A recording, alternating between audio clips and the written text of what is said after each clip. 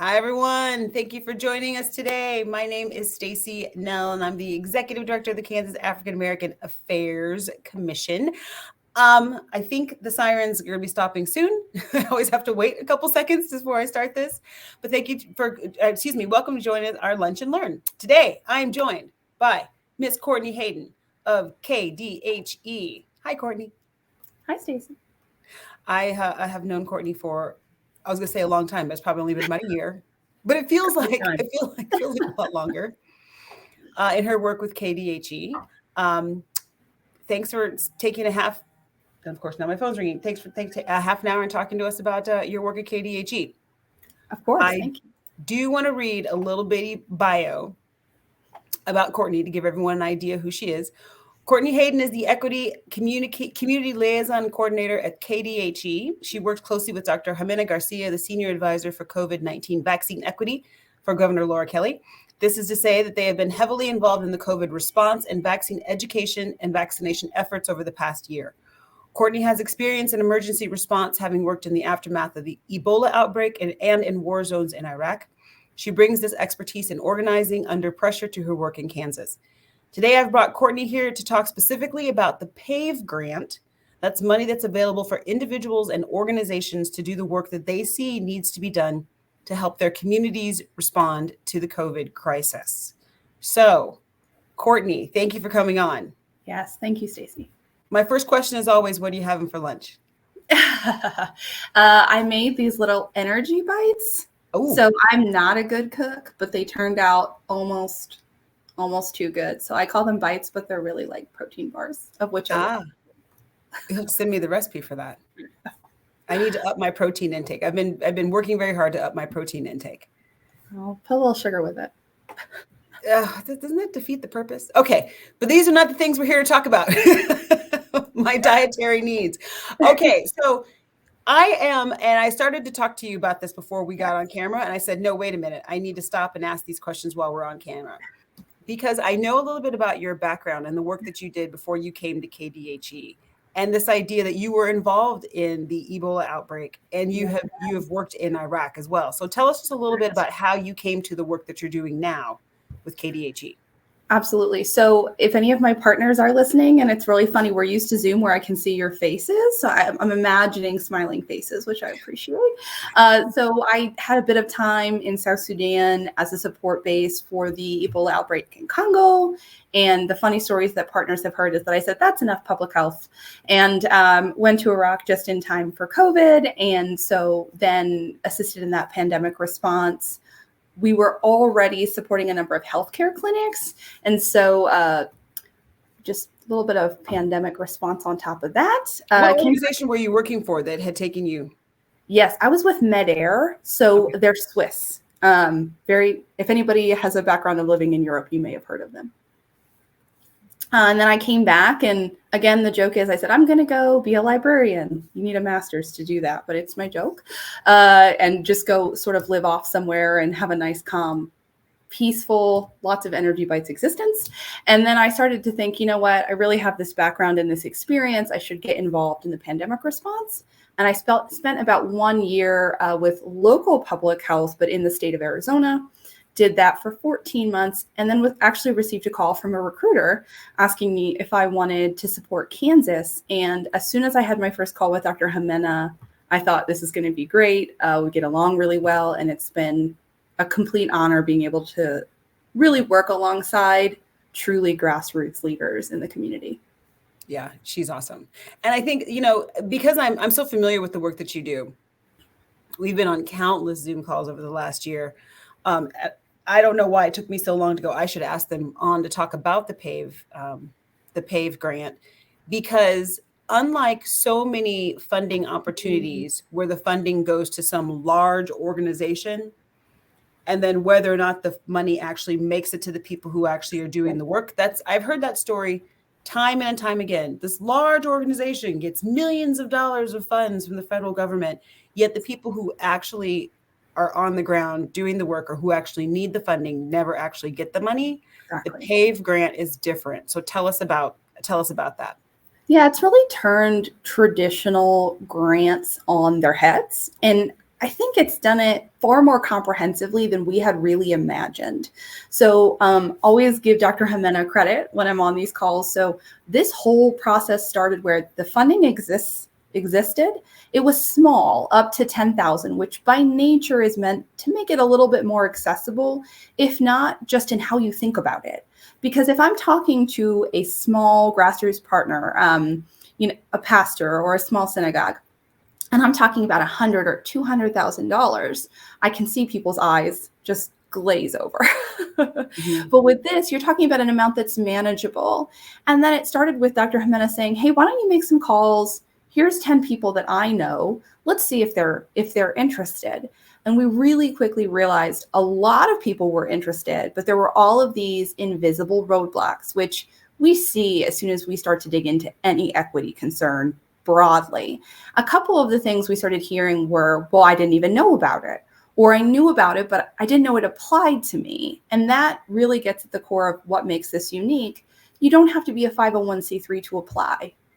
So sometimes people, I think particularly in the urban core and in rural and frontier areas, somebody in the town may have an LLC and they may not have used it, but then they might be doing a lot of good work for free. And so we're able to capitalize on these hidden community assets. The graphic artist who makes comic books for the kids in town has an LLC and says, hey, I care about COVID. Give me some funding, and we have something to funnel through. We've also worked really hard to build out what didn't exist. So certain partners have opened organizations and said, hey, I will help you manage this funding so that all you have to do is what you're old hat at. Let's just let you do what you're good at and create a support system in the process. So I want to back up because I think this is part of it's the idea of breaking down barriers. And you mentioned some phrases that some people might know, and you mentioned some phrases that people might not know. So when you talk about a group or an organization does not have to be a 501c3 to apply for this but they do have an LLC to apply for this. Can you do a little just explainer as to what that means? Yeah, this is a great redirect. So a 501c3 in general is what we think about a nonprofit that has no political work that they're doing. So this is truly just the money that comes in, should be going out to the community. And we think about traditional grant folks who receive grants, they're probably a 501c3. We're thinking about the foundations, and they're usually a bit of a larger 501c3, although not always. So 501c3, you can think of that as nonprofit. When we say LLC, I'll tell you what it means, but I'll tell you why you don't need to worry about that. Okay. So an LLC stands for limited liability company, but it just means that do we have an institution, some form of organization that lets you receive money? So you can get this PAVE grant if you're an independent pharmacy, if you're this individual who has this sort of business organization we call an LLC. You can get this funding if you're a faith-based organization. So a lot of churches and synagogues and mosques, they do have a nonprofit branch, but even if they don't have that, they can still apply for this funding. This is very rare. And so I can actually say to people, don't worry about your organization. If you have something you think you can do with this funding, give me a call and we will find a way to make the dollars and cents work. So key. And again, I think the thing that is most impressive to me about the PAVE grant and how it works is that it does get the money to the people who are actually doing the work. So Absolutely. If there is a church or a church, and these don't have to be mega churches, they can be small churches, but there's a group of people in the church and they say, we're serious about COVID vaccine distributions. And this money could be used for what could be, or if it's what could the money be used for? Are there any guidelines or limitations on how the money is used? Yes. So there's guidelines and there's 2 buckets. But again, I want to encourage people, I'm easy to find. It's just first dot last name at KS.gov, or you can also look me up on LinkedIn. If you have any idea, let's talk through it because we might be able to make it work. But the 2 general buckets are, we're thinking about COVID-19 vaccine education or COVID-19 vaccine physical shots in arms. Within those 2, you can get quite creative. So if we're thinking about education, one of the things we talk about is what's the larger landscape? So what do we care about broadly, and how can we tie that back to COVID? So I want to give an example. I had a partner who's amazing. Her name is Candace McField. Some of you may have heard of her. And she works for the Governor's Council on Fitness. She may lead it, I think. Hopefully I didn't just give her too much street credibility, but, and she actually said, hey, what also matters is being able to have conversations about the vaccine with your physician. What also matters is understanding what to do when you get sick, when you speak to your employer. And so she took out a COVID grant to do a series of webinars. So each webinar related to the vaccine, and then an area that vaccine impacted, to start to let us dig at all of the loose threads of trying to deal with COVID recovery. Fantastic. So the education part. So if you're a group or an organization that says, well, I'm not nurses, I can't give shots, there's still use, there's still need for people in this space. But let's 100%. Say, go ahead. Oh, I was just going to say 100%. And even if you're not clinical, if you want to have a vaccine event at your church, this funding still works because we can use it to contract with nurses to come out and provide that service. Great. So I have dropped in a link to the PAVE website, kansascovidgrants.com. So feel free to check that out. And if you were to go to there's a little thing there's a yellow button that says download the grant application. So let's say someone's watching this. They're like, okay, fantastic. I download the grant application, and then now what? Yes, exactly. So want to acknowledge that everybody is coming to that application with a different lens.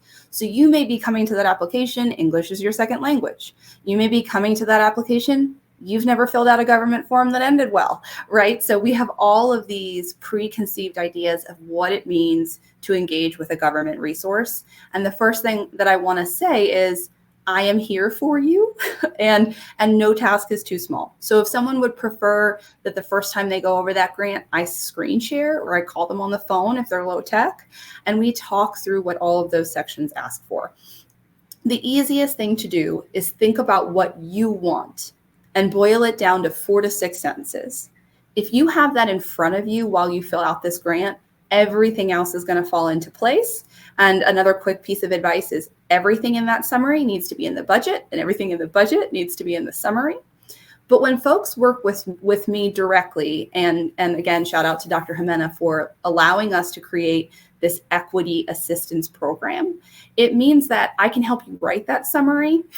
I can tell you if there's areas of that summary that are really just not going to be approved, or areas that are amazing and maybe we want to throw some Miracle-Gro on it.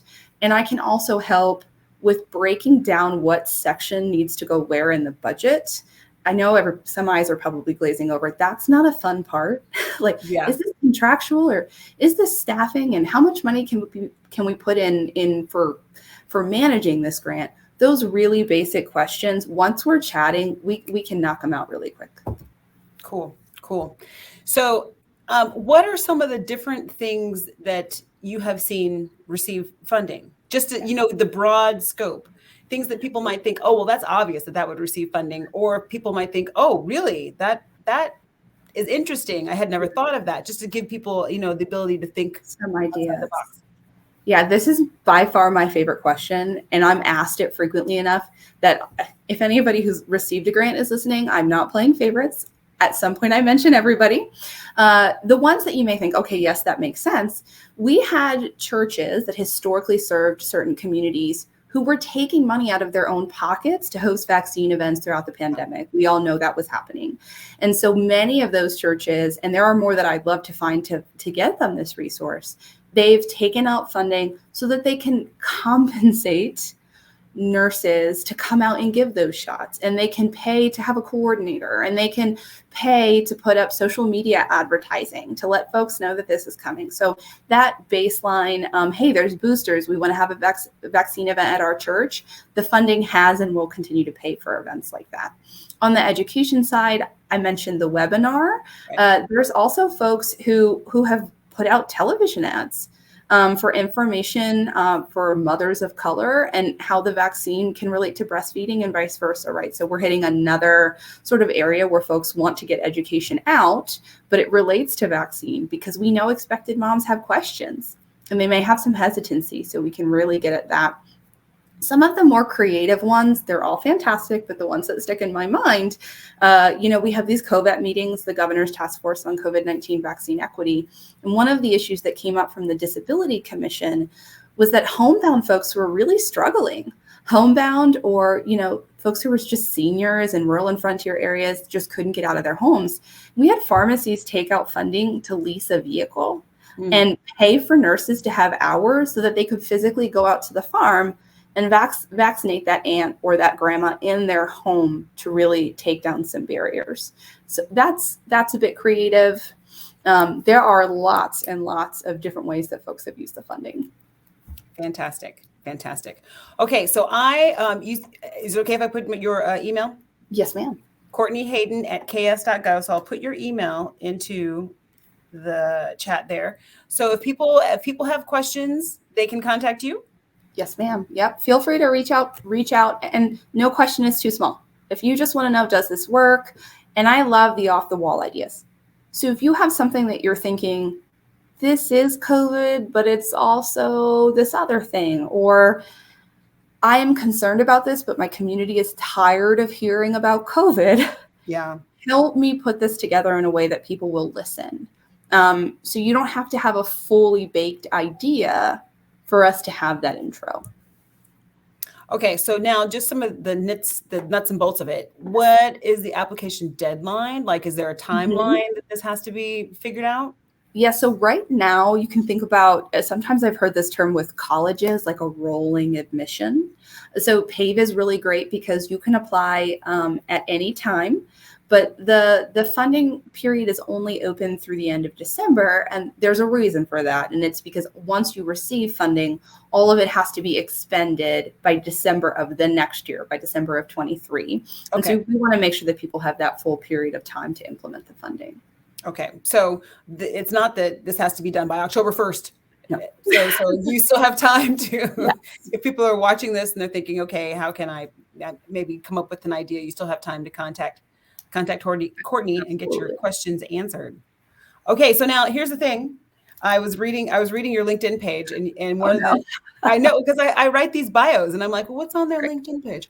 And you said that one of your favorite phrases is, like, let's talk about the elephant in the room. And so I can hear some people even right now saying, why would I contact this white woman? It's fair. About money. Well, let me start with. Let me just meet that one head on. No, that's fantastic. Let me start with I'm not a white woman. Although they're going to look at you and say you're a white woman. Because in my brain I was like this ethnically ambiguous. But I'm like, I'm going to say white woman. Ethnically ambiguous is also okay. So why should you contact me? So here's what I'll go with. So I've supported a lot of folks from a lot of different historically resilient communities. I am always in the back seat to your direction and what you want. So I'm really a resource for you. I'm not a driving force. And in that way, you can turn up or turn down how much of an influence I would have over the project, and really just think about me as, I guess that's a bad example. I was going to say I'm a navigator from the backseat, but I'm not a backseat driver. So I'm just here for you. Good answer. I could just hear it now. So, all right. Well, thank you. I mean, is there anything else that you want to say? Like, is there anything that you wish people knew about the PAVE grant? I would say that the degree of creativity that's possible, the degree to which the funding is able to get out, I really haven't seen before. And I know that I've said that before, and I don't want to use the word unprecedented because we all heard unprecedented times for 2 years. It's like, It's not a great word, but it really is. There's a degree of creativity. And I know that people in communities went into their own pockets. They went into their own time. They volunteered. Nurses gave shots. They put themselves at risk. And so although we may, I hope, be out of sort of this most acute phase of COVID, we also know that there's like this innovation adaptation curve, right? Where not all communities adapt to change at the same rate. And so we don't want to walk away and say, okay, job done, it's over, because it's not, right? Communities continue to interact with COVID illness. The boosters just came out. And so we're in this weird world where we're balancing COVID fatigue with the fact that like I have to go get my booster this week, right? So in the back of our minds, we are still dealing with it. Mm-hmm. So think about the ways that you may be doing work that is uncompensated related to COVID. And this is an opportunity to put some dollars behind the work that you may already be doing, but just the light's not shining on it at the moment. Right. And you just said something I think is really important, because I think so often, you and I both work for the government, and one of the charges, which can be a very fair criticism, is that you sort of the government swoops in and then will swoop right out again. And so what I'm saying is that like this program is still up and running. Yes. I think a lot of people, for better or for worse, have in their brains moved past COVID, but COVID is still a thing. It is still impacting our communities. It is still taking people from us too soon. And so this program is still up and running. At least for another handful of months. And then the money doesn't have to be spent right away. Like you said, you have until December of 2023 to use the funds. So yes, and you're so right. People in communities, oftentimes it's the good-hearted ladies of the club who pull together their resources and take care of people. So the big message is that there is funding available out there. Exactly. There's funding, and I also say a lot, this isn't high pressure sales. So if you just have questions, you want to sort of external process with somebody, we can chat once, or we can chat once a week, whatever works. Gotcha. All right. Well, thank you so much. We have a couple minutes left, so I always do the same thing at the end. I always end by talking about the importance of voting and just how to check your registration. I think if there's one thing that the drum I continue to bang is that we need to make sure that we as a community are registered to vote, and that I have to do all this myself because my intern went back to school. And so I have to do all these cutting and pasting myself. So ksvotes.org, you can go and check your registration or get registered. If you have moved recently, please make sure your registration address is up to date. The deadlines to make sure that you're registered is October 12th. So you still have a little while to make sure you're registered. And if a person is going to be 18 on election day, they can register to vote. So make sure if you're going to turn, like if your birthday is November 1st, you can register to vote. Don't wait till November 1st to register to vote, because you have to be registered by October 12th. I believe that's correct, that 17 and a half year olds can vote or register, not vote, register. Let me make sure I said that right. So in the chat, I've dropped down ksvotes.org. I will also do the link for the Kansas Secretary of State. It's called My Vote Info, which is also a wonderful resource where people can look up their voter registration and check their addresses, things of that nature. So yeah, that's the important thing. There's a lot on the ballot, and I will continue to have shows in the upcoming weeks talking about the ballot initiatives. We talked about the constitutional amendments last week, but there's going to be a lot on the ballot. So it's important to start paying attention to that now and getting that all figured out. So I'll do what I can to help everyone know what's going to be on the ballot. All right. Courtney, thank you so much for coming on, giving up a half an hour of your time to talk to us about the PAVE grant. Anytime. Thank you for having me, Ms. Stacy. I appreciate it. Thanks, everybody. And I will see everybody next Monday. Bye.